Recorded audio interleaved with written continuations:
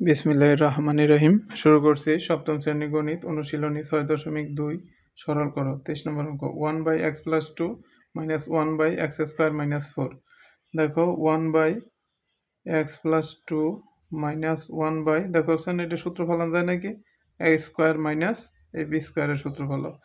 1/x + 2 - 1 সূত্র পড়ছে কি a² - b² সূত্র কি a + b * a - b।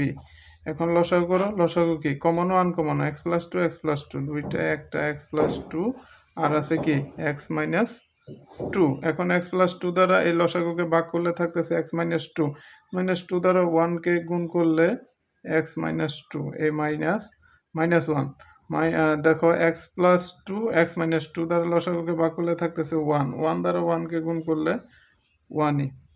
তাইলে x নিচে কি উপরে কি থাকতেছে -2 -1 x - 3 আর নিচে আবার সূত্র পড়ছে না a² - b² x - 3 আর নিচে হইতেছে x² - 2 × 4।